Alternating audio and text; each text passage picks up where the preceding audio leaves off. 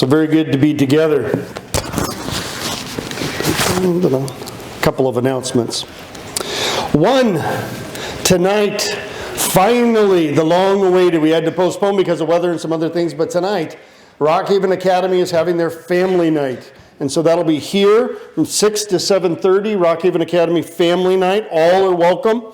I really encourage you to be a part of that. And at the exact same time, from 6 to 7:30, our youth group will be meeting in the East Building. We have spared no expense.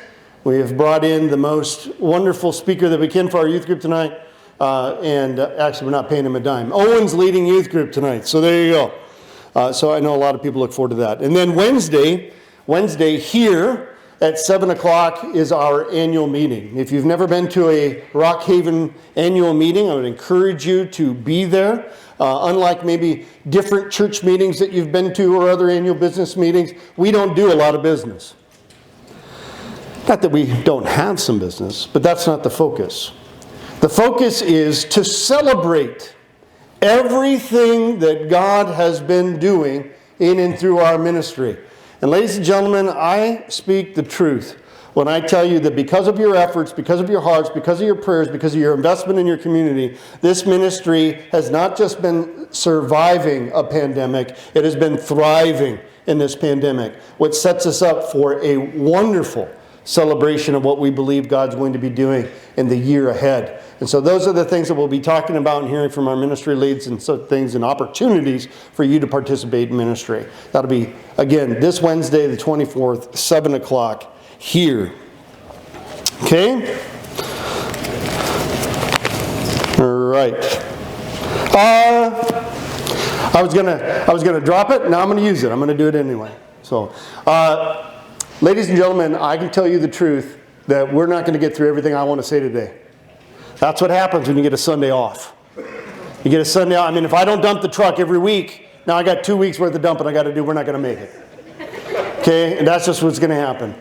But in part two, we had a wonderful opportunity, many of you know last week, to ride along with Anna on a work trip. And we went out to the Rocky Mountains to pick up some stuff for work. And then we got to drive around a little bit. And I haven't been to the Rocky Mountains since I was a kid. And it was fantastic. Coming down as we were leaving, coming down through these incredible, just granite walls that seemed like they came up from the depths of the earth and they went as high as the heavens. And then I had this thought of being hemmed in by God. And it reminded me of Psalm 139. And in Psalm 139, the psalmist writes, "You search out my path and my lying down. You are acquainted with my ways. Even before the word was on my tongue, behold, O Lord, you knew it altogether. You hem me in behind and before, and you lay your hand upon me." But ladies and gentlemen, our Christian experience is not all mountaintops. You drive out of the Rocky Mountains, glorious as it is, and you hang a left and you go through Wyoming. Not a lot of mountains there, right? And I got to take some lessons for how those people build fence. There's miles and miles and miles of fence, and there is miles and miles and miles of open creation. And as much as I felt hemmed in by God in the cliffs and Rocky Mountains, I felt equally hemmed in and small in the prairie that God made. Our call is to see things differently, to see how God sees, to recognize that before a word even leaves our mouth, He knows it altogether. That is, He knows our heart, He knows our mind, He knows everything that for why, whatever it is proceeding from us. He knows it all together. Ours is a journey of life transformation. All right, I already said I was going to be long-winded, and that wasn't even part of the sermon. If you have your Bible, go ahead and open it to Mark chapter 8. Mark chapter 8. We've been on this journey in Mark together, and we're going to continue on that journey. But like I told you before, we're not going to make it as far as I want to make it. If I would title a sermon, which I rarely ever do, I would title this sermon part one of the two-part series. The title would be to see correctly is to look intently. To see correctly is to look intently, on purpose. You see, as we've been going through this journey, what today we're going to look at, as we're going to be, Owen alluded to, we're going to look at the feeding of the 4,000. And whether it's, no, it's not 4,000, it's 5,000. I remember it's 5,000. You fed 5,000. No, it's 4,000. My Bible says 4. Hey, ladies and gentlemen, it's both. And that's what I told you before. He feeds the 5,000 back in Mark chapter 6. And Jesus is driving us to a point in a lesson, and he's feeding the 4,000. Today we're going to read about that. And as Owen told you, we're in year 2. We get 3 years of ministry, earthly ministry of Jesus Christ recorded for us. This profound teaching, this beautiful teaching, it only covers 3 years, and we're in year 2. That means that we're coming up into the pivot. And that's what we're going to look at next week. In Mark chapter 8 is where everything starts to turn, and we're going to see a greater sense of urgency. Mind you, all the wonderful things that we've seen Jesus do, we have not seen his greatest work. Hooah! And when we get to that, which I can't get to now because I got to get to that later, but I got to get to something, right? I mean, he's got a lot he's got to get done. And he's got to get these 12 disciples prepared for what he is going to commission them to do, the same as he has commissioned us to do, and that is to go and to love the Lord your God with all your heart, your soul, your strength, and love your neighbor as yourself, and go and make disciples, sharing with them all that I have taught you. And he's in full control. So today we're going to look at this purposeful account as it fits into a bookend of lessons that Jesus was teaching. Look with me at Mark chapter 8, beginning in verse 1. In those days, when again a great crowd had gathered, and they had, in those days, right? It sounds like a fantastic literary novel. Make no mistake. This is history. And in those days, what does that mean? From Mark chapter 6, what we read about the feeding of the 5,000, to where we are today and what we're going to read, we have something between 3 and 6 months. That's not a lot of time. 3 and 6 months. You say, I think it's 7. I think it's 5. I don't care. 3 to 6 months is about what we have. Okay, depends on how fast they walked, how distracted they got on their journeys. But we're at 3 to 6 months. In those days, 3 to 6 months. That's where we've gone on these lessons. Ladies and gentlemen, we've been in the middle of a pandemic for 11 and a half months. Right? Things are different. Okay? We would like to believe that, 3 months, 6 months, that's not a long time. But doesn't this feel like it's been a long time? Absolutely. And so as we look to these lessons, let's not get lost in the fact that, 3 to 6 months, it's only a page away.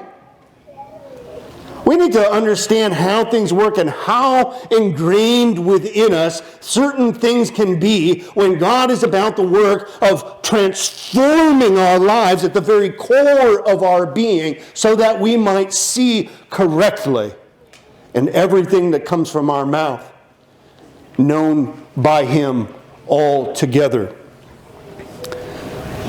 In those days when a great crowd had gathered, here we go again. He always attracts a crowd. The crowd had nothing to eat. Jesus, look with me at verse 1, called his disciples to himself, and he said to them, I have compassion on the crowd because they have been with me now 3 days and have nothing to eat. I have compassion. Not had. I have compassion. You'll recognize this if you're like in your mind, you're keeping track of some of the things that we studied about before. In Mark chapter 6, Jesus said, seeing the crowd, having compassion on them, and yet at that time, is because they were like sheep without a shepherd. Remember studying that? Somebody go like this. Remember studying? It's like if you don't remember what the pastor said, then let's fire the pastor. He had compassion on them because they were like sheep without a shepherd. Now, he having compassion because they have nothing to eat. 3 days. 3 days they've been with him. Now, we went on a short little journey out west, right? And we knew it was going to be a long car ride, so we at least took some snacks. But you travel with certain people in the McCosh family, those snacks were gone somewhere in the middle of Nebraska. Okay? 3 days. 3 days. And what that tells me, right? Well, one, Jesus having compassion on the crowd, that's fantastic. But two, man, if you're sitting at the feet of Jesus and He's teaching you, you're not thinking about snacks. You're not worried about a thing. You are leaning and living on His every word.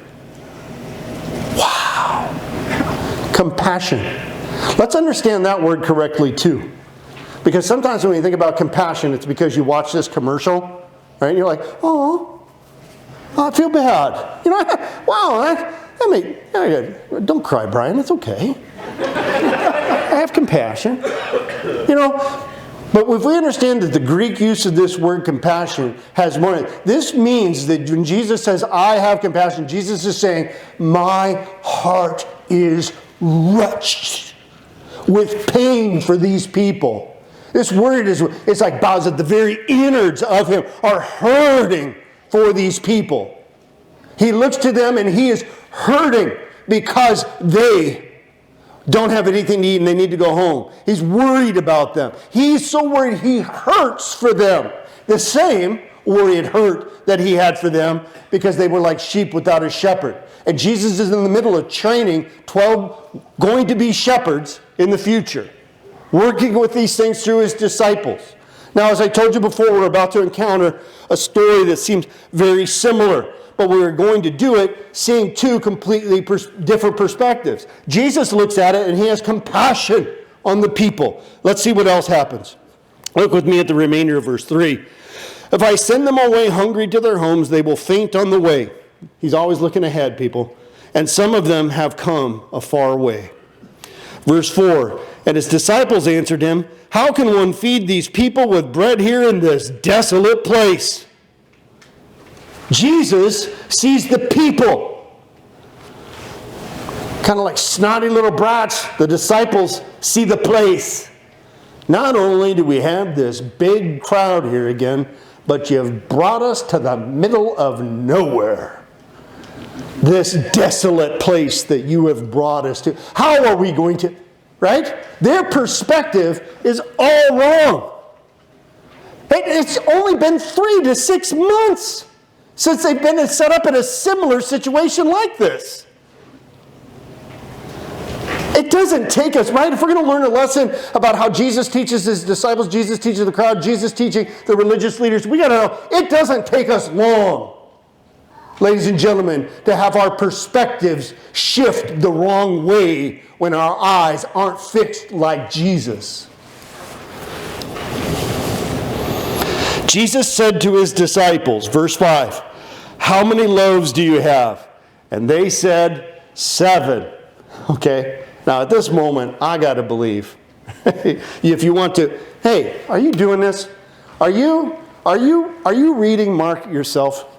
Like not just on Sunday, but like during the rest of the week. Are you reading Mark, the book of Mark? Are you reading that on your own? Are you doing that? I pray you are.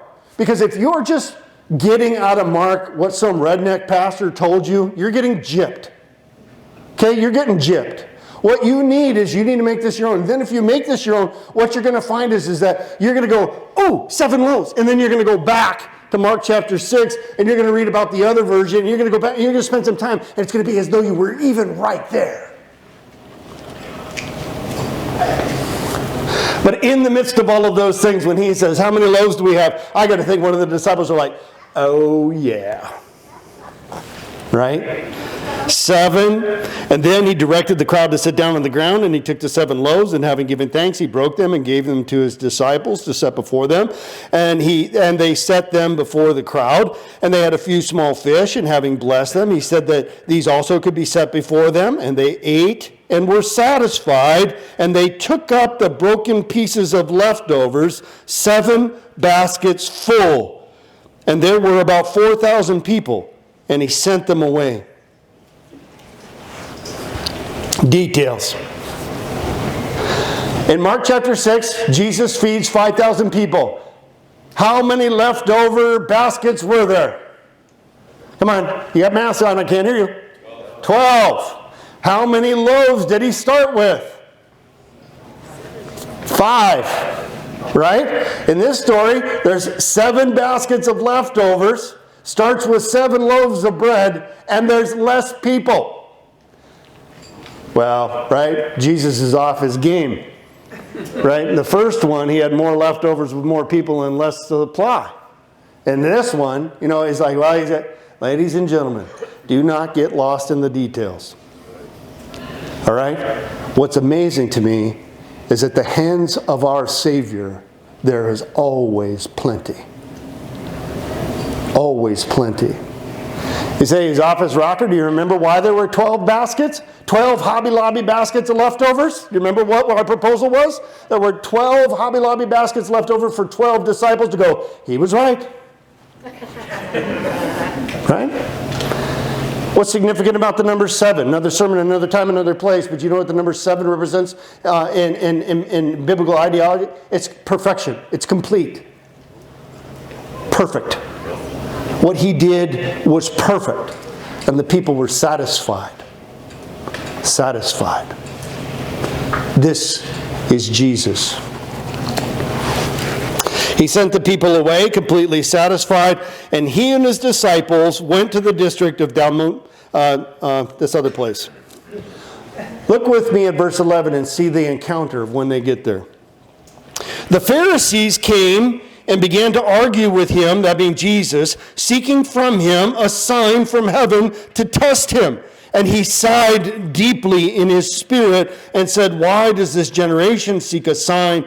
Truly I say to you, no sign will be given to this generation. And he left them, got in the boat, and went to the other side. That's a quick trip. They get there, Pharisees find him, they seek him to test him. They're testing and looking for a sign from heaven. And I propose to you that their hardness of heart and what they did, Jesus, right? He says, I'll tell you the truth, truly true, I say to you, there will be no sign given to this generation. How many more signs do people need? He fed 5,000. He healed the deaf. He healed the cripple. He healed those who were lame. He fed 4,000. How many more signs do people need? Do they need to hear more testimonies and more stories? Can there possibly be any more signs than what has already happened at the beginning of his ministry? Right? Jesus' baptism. The sky opens up and a dove descends and a voice from heaven says, this is my beloved Son. Tell me that wouldn't be sign enough. Yet today, when we engage the world, people are still doing the same thing. When you attempt or desire to share with others the gospel of Jesus Christ and his love, and are inviting them to behold, to perceive, to follow Jesus, people are doing the same thing. And maybe some of you, in the quiet, no show of hands, right, would admit we've done the same. I will believe, I will trust, I will obey when Jesus does this. I'll put my faith and trust in God when God does this. One more thing. People are still doing that. People are still perceiving through their own ideas what God ought to do because they have not yet surrendered to the full rule and reign of Jesus. The world is filled with people who are tantalized by Christ. They're fascinated by all of the things and stories, but they're not yet ready to let him be Lord. And one of the tells is the desire for yet one more sign. Now we're coming to the pivot. Now, here, when you start diving in and studying your own, we have the same account, the same story recorded for us in Matthew chapter 16. And in Matthew chapter 16, absolutely everything is the same, except when Jesus says to the Pharisees, I tell you the truth, no sign will be given to this generation except the sign of Jonah. The sign of Jonah. You guys remember Jonah? Yeah. The thing you need to remember about Jonah, Jonah was disobedient, got kicked out the boat, ended up being 3 days in the belly of the beast. 3 days in the belly of the beast. right? Comes out, does what God told him to do. What's Jesus talking about when he says, the only sign you'll be given is the sign of Jonah. I tell you the truth. And it's coming, and we're going to be looking at it. Jesus is saying, I'll give you one more sign, and it'll be the sign, the Son of Man being laid in the ground, and 3 days later being brought to life. And even that they won't believe. Even that they won't believe. So hard are their hearts, so desirous are they to get what they want from God. Again, Jesus, let's get back in the boat, boys. Now they got to move again. Off they go. Look with me at verse 14. He's got to get these guys ramped up. He's got to get them prepared. He has lessons to teach us as well. Look with me, chapter 8, verse 14. Now they, this is the disciples, now they had forgotten to bring bread, and they only had one loaf with them in the boat. And Jesus cautioned them, saying, watch out, beware of the leaven of the Pharisees and the leaven of Herod. And they began discussing with one another the fact that they had no bread. We forgot the snacks! Right? This has got to be kind of turmoil. It's got to be kind of turmoil. This has to be, right? I mean, we're a desolate place, feeding the 4,000. Duh, yes, I get it. Right? And now we get back in the boat, they go to another place, and they get attacked by the Pharisees, and it's back in the boat, and now they're going. And I just have one question. What happened to the leftovers? Where did they go? What happened to the 7 baskets of leftovers? We don't know. But what we know is they got one loaf of bread. Right? And so maybe they thought that when they got to this region, they were going to stock back up and buy some things, get another load of snacks or something. But the fact of the matter is, Jesus is like, get back in the boat. We're out of here. Okay? And as they get in, I don't want to get lost in all of this stuff, but the conversation of the disciples. We're leaving. What? Get in the boat. Jesus is coming. We're leaving. We only have one loaf of bread. What? What happened to the baskets? I don't know. Thought Peter and James and John were going to get them. I think they're driving the boat. Here he comes. Get in. We only have one loaf. I know. What are we going to do? Then Jesus, right out there whispering, comes and says, he said, beware of the leaven of the Pharisees and the leaven of Herod. Snap! We only have one loaf.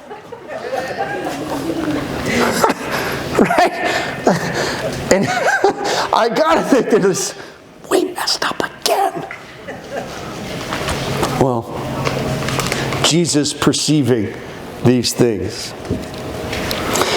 Perceiving these things. Look with me, verse 17. Jesus is aware of this, and he said to them, why are you discussing the fact that you have no bread? Do you not yet perceive or understand, or your hearts hardened? What did we say as the bookend to our conversations of what we were talking about in Mark? I know I just broke all the COVID rules. Mark chapter 6, verse 52. The men were extremely astonished, verse 52, for they did not understand about the loaves, and their hearts were hardened. Now we've gone through everything that we've gone through in the remainder of chapter 6, all of chapter 7, and this first part of chapter 8. Jesus to ask them the same question. Do you not perceive? Do you not understand? Are your hearts hardened? Are they still there? You see, he's still asking, inviting these men to allow their lives to be transformed. So that whatever their self-perceived will of themselves is, whatever it is that's going on inside them is not allowing them to see like Jesus sees. The truth is that it happens to us as well. When we are seemingly battling against all of these things, the hardening of our heart, the lack of transformation in our lives is because we still think we should be in charge. We lose sight of who Jesus truly is, what it is that he's truly doing. I'm going to just read the rest and we'll come back to it. Verse 18, having eyes do you not see, and having ears do you not hear, and do you not remember? When I broke the 5 loaves for the 5,000, how many basketful of broken pieces did you take up? And they said to him, 12. And the 7 loaves for the 4,000, how many baskets full of broken pieces did you take up? And they said to him, 7. And he said to them, do you not yet understand? Do you not yet understand? That's a question for the ages. That's a question for us. All of the things that we've marveled at, all of the wonderful things that we've seen, all of the things that we've bared witness to, do you not yet fully understand? Now maybe you guys way down the road, okay? But when I read a question like that written in red from King Jesus, I humbly bow and say, understand what, sir? Understand what, sir? What are you calling me to understand? Jesus gives us a hint. He gives us a hint as he is patiently and kindly working with his disciples. It starts with him. He's not surprised that they are talking about only having one loaf of bread. But he's trying to get them to see beyond the bread and to start seeing that there's something greater going on. This pivot that I'm talking about that's going to occur in Mark chapter 8, verses 29 through 31. It's coming. We're driving here. It's just a sense of urgency. Quit worrying about bread. Quit worrying about where we're at. Quit worrying about, start worrying about the kingdom of God. Start worrying about the gospel. Start worrying about being prepared. Do you not yet understand? Beware of the leaven of the Pharisees and the leaven of Herod. What is that? I know in the past we've talked about before, we say, oh, leaven is yeast. No. There's yeast in leaven, but leaven and yeast are not the same. What is leaven? Leaven is the starter stuff, right? How many people in here, by show of hands, ever played or participated in the friendship bread thing? Right? Yeah. You got a little baggie full of friendship bread, right? And so that was like the starter pack. You got that, and then you broke it, made your bread, you broke it up, and you made your bread, and then you gave it to somebody else, and right, that's how friendship bread works, right? That's how leaven works. It's the starter pack, okay? Did anybody ever get an anonymous bag of friendship bread laid at your doorstep and you didn't know who it was from? Did you? No? In our first service at Montevideo, one woman was like, yeah. And I said, did you use it? And she said, yeah. And I said, did you ever wonder where it came from? And she said, oh yeah. That's his point. Beware of the leaven, where it comes from. You see, I believe the Pharisees represent the religious rituals, the religious order of the day. And Jesus is talking, beware of that leaven. And I think Herod, even though he's a fake king, he's just kind of he's kind of put there by Rome, thinking he represents the government. Beware of that leaven. Where are you getting your information? Where are you? What are you watching? What are you listening to? What are you hearing? Who are you allowing to teach you, if not Jesus?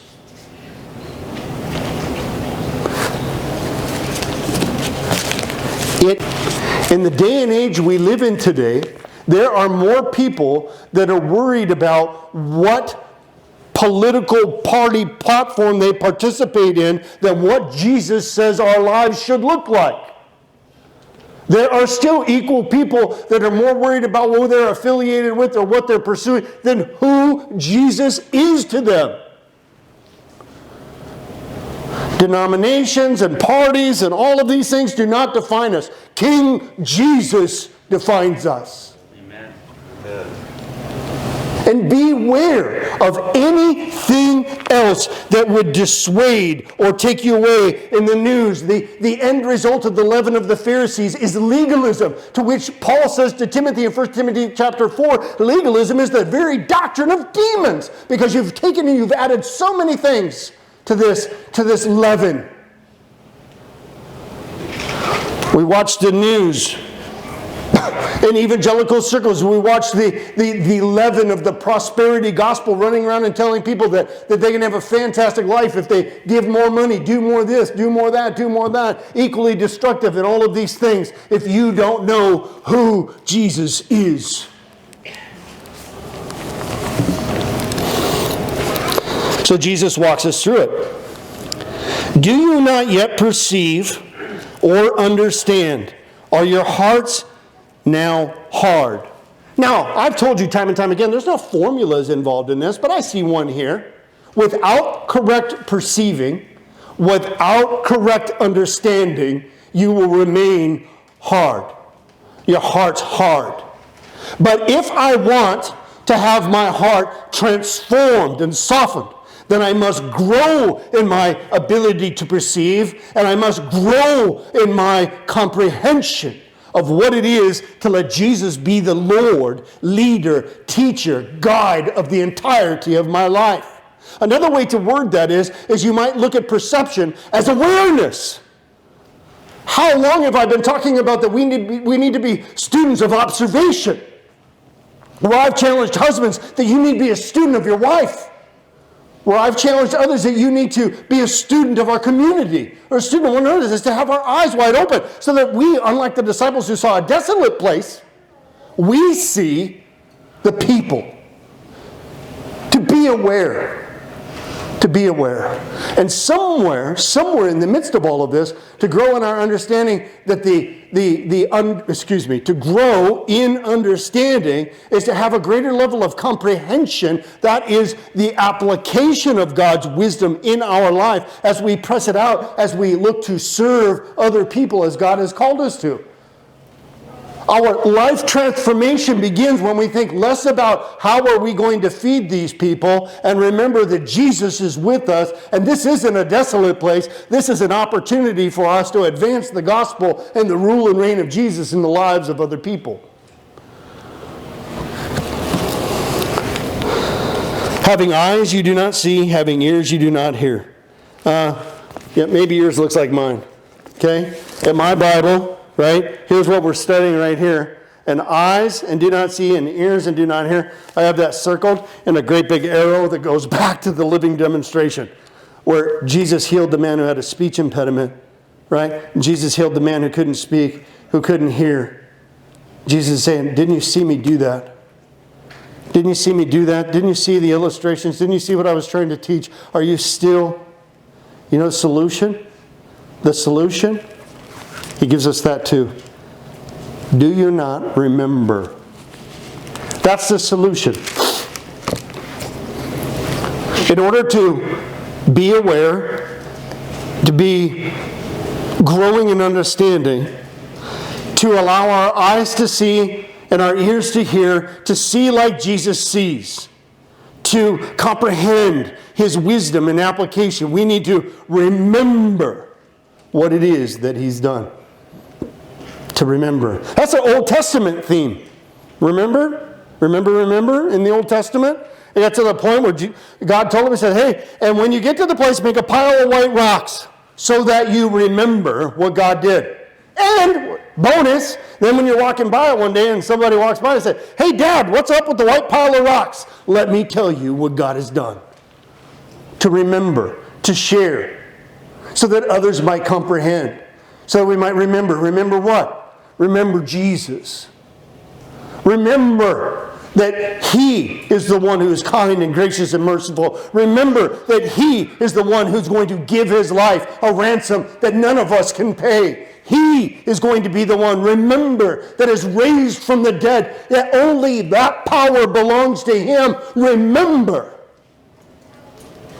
And that will be signed enough. That's enough. Him in our lives is always enough.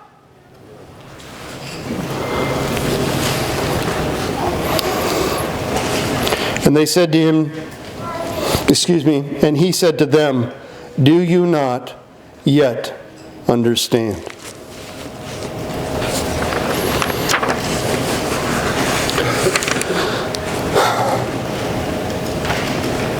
Understand what? Do you not understand who I am? That's what Jesus is saying. Do you not yet understand who I am? The answer is that He is the Creator God, and that through His hands pass more than sufficient, but abundance, satisfaction. That He is the Creator God, that He is the Lord, that He is power, that He is grace, that He is mercy, that He is all things. Do you not yet understand, as Colossians 1 puts it, that He, that being Jesus, is the image of the invisible God, the firstborn over all creation? For by Him all things were created in heaven and on earth, visible and invisible, whether thrones or dominions or rulers or authorities. All things were created through Him and for Him. And how dare we dare to challenge that things should be a different way, or that we make judgment, or that we worry about one loaf of bread? Do you not yet understand, Jesus, that He is before all things, and in Him all things hold together, and He is the head of the body, the church? He is the beginning, the firstborn from the dead, that in everything He might be preeminent. That He might be preeminent. That He might be first in all things. For in Him all the fullness of God is pleased to dwell, and through Him to reconcile to Himself all things, whether on earth or in heaven, making peace by the blood of His cross. Compassion is having a greater focus on others with concern for their very souls, that they may too know Jesus. In order for those things to happen, we must be students of the gospel, constantly aware that Jesus sees things differently than how we naturally see them without Him, but that in Him we can have our lives transformed as we apply to our lives His wisdom, so that we might see as He sees, so we might perceive as He perceives, so that we might understand as He's intended, so that our hearts might be pliable, that we realize that all of this and all that we've been included about is a fantastic and wonderful blessing to remember all that He has done, that He hasn't done all of these things for us to be in charge, but that He might use us in the lives of other people that don't yet know Him. And what we share with them is the truth of the character of Jesus and the gospel. Nothing added to it and nothing taken away from it. So that they might find what we found. Hope, peace, joy, love, and the assurance that when King Jesus is in charge, things are always good, because He wants good for us. May we be bound faithful to remember that in all things. Bring your team up.